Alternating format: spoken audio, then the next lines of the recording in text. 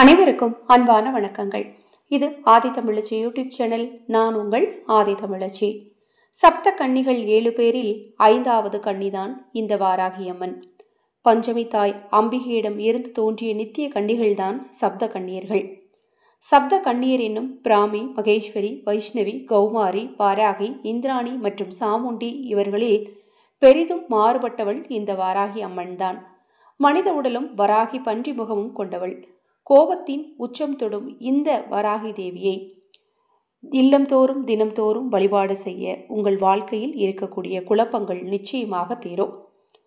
இந்த நாளில் சனிக்கிழமைகளில் வாராகி தேவி வழிபாடு செய்பவர்கள் இந்த முறைப்படி வழிபாடு செஞ்சீங்க அப்படின்னா 7.5 சனி, கண்டகச்சனி, அர்த்தாஷ்டம சனின்னு உங்களுக்கு எந்த சனி திசை நடந்தாலும் நிச்சயமாக நிவர்த்தி கிடைக்கும். சனியால் எந்த பாதிப்பும் ஏற்படாமல் இருக்கும்.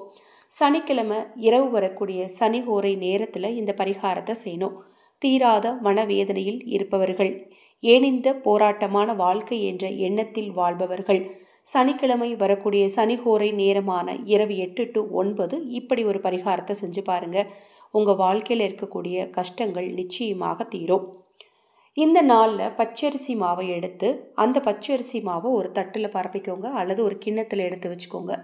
அந்த பச்சரிசியின் மாவின் நடுவே ஒரே ஒரு எலுமிச்சம் பழத்தை வைத்து மனதார வாராகி தேவிக்கு நல்லெண்ணெய் ஊற்றி பஞ்சு திரி போட்டு வடக்கு திசைக்கு அதிபதியான வாராகியை நினைத்து வடக்கு திசையை நோக்கி தீபம் ஏற்றி பானகத்தை பிரசாதமாக வைத்து ஓம் நமோ வாராகி தேவியே நமக எனும் மந்திரத்தை 48 முறை உச்சரித்துட்டு அந்த எலுமிச்சங்கனி எடுத்து 4ஆக அறுத்து உங்கள் தலையை சுற்றி முச்சந்தியில் போட்டுட்டு அந்த பச்சரிசி மாவை கொண்டு போய் எறும்புகளுக்கு உணவாக போட்டுருங்க.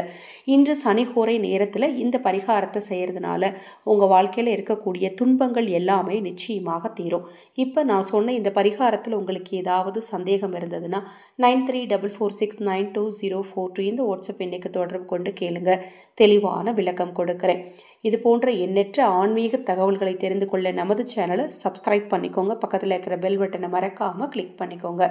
அனைவருக்கும் எனது அன்பு வணக்கங்களை கூறி இந்த பதிவை நிறைவு செய்து கொள்கிறேன். வாராகி தேவியின் அருள் உங்களுக்கும் உங்கள் குடும்பத்தாருக்கும் நிச்சயமாக கிடைக்கும். நல்லதே நடக்கும்.